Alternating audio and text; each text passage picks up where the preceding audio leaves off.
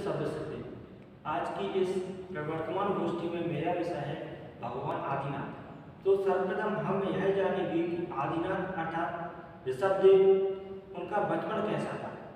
उनकी बचपन का नाम ऋषभदेव था एवं उनकी माता का नाम था रानी मरुदेवी एवं उनके पिता का नाम था नावीरा, जो कि अयोध्या के राजकुमार थे। अयोध्या में इनका जीवन यापन हुआ और यह क्या क्या करते थे इनके बारे में हम जानते हैं कि इनकी जो शादी हुई वो 2 शादियाँ हुई थी। इसमें से पहली पत्नी का नाम नंदा था एवं दूसरी पत्नी का नाम सुनंदा था।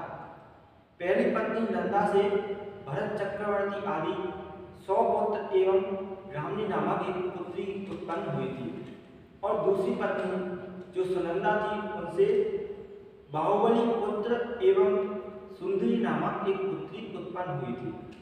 इसके बाद जैसे जैसे वह बड़े होते गए और एक दिन राजा ऋषभदेव अपने राज्य में नीलांजना का नृत्य देख रहे थे, तभी नीलांजना की मृत्यु हो जाती है और उन्हें ऐसा भास होता है कि नीलांजना की मृत्यु हो गई है और तभी उन्हें वैराग्य उत्पन्न होता है एवं संसार की क्षणभंगुरता के बारे में पता चलता है।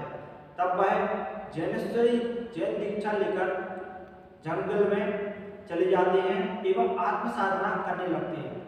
आत्म साधना करते करते उन्हें 3 माह बीत गए एवं जब उन्हें ऐसा लगा कि शरीर को चलाने के लिए आहार की जरूरत है, तब वह आहार के लिए निकले, लेकिन 3 माह तक उन्हें आहार की विधि नहीं मिली।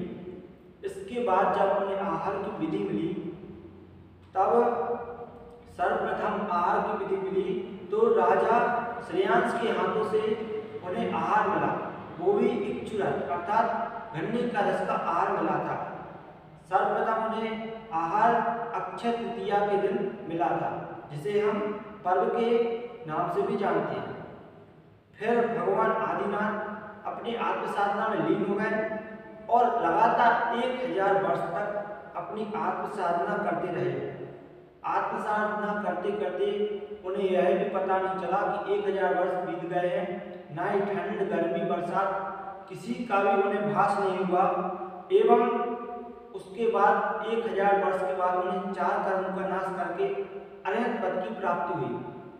इसके बाद केवल ज्ञान प्रकट हुआ एवं तीनों लोक में उनकी जय जयकार हुई। जब उन्हें केवल ज्ञान प्रकट हुआ, उनको जब केवल ज्ञान प्रकट हुआ तो इंद्र ने जाना कि भगवान को केवल ज्ञान प्रकट हो गया है, अब इनका समूहन रचना है।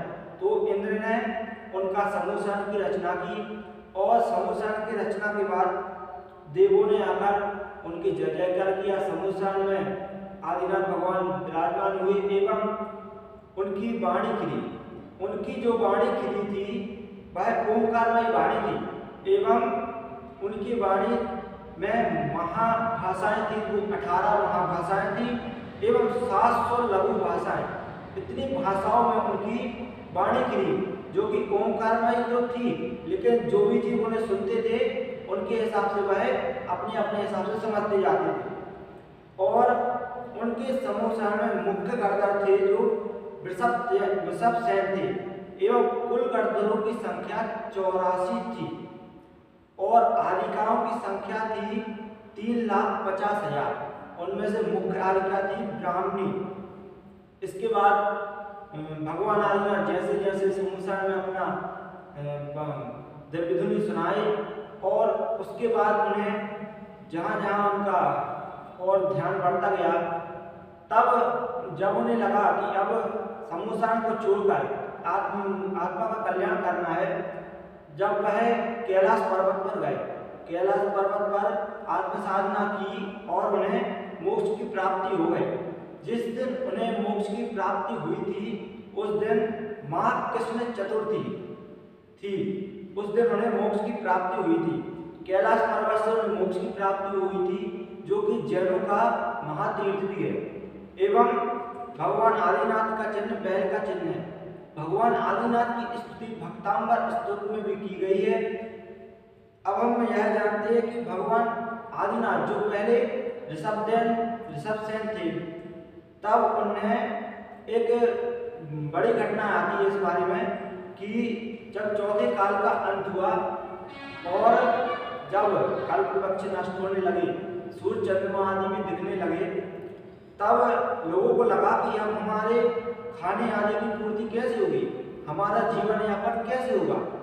तो ऋषभदेव जब अयोध्या के राजा थे तो उन्होंने समझाया कि हमारे लिए असीम वसी किसी वाणिज्य इन 4 प्रकार से अपना जीवन यापन करना पड़ेगा। तो जो भी हमारा जीवन यापन अभी होता है उन्होंने ही इसके बारे में विधि आदि बतलाई थी। और उसके बाद आदिनाथ भगवान को जब मोक्ष की प्राप्ति हुई थी तब उनके साथ अनेक लोगों ने भी अपने आत्मा का कल्याण किया था। इसी प्रकार हम भी उनके जैसे बने एवं अपने आत्मा का कल्याण करें। इसी मंगल भावना से मैं अपनी वाणी को विराम देता हूँ।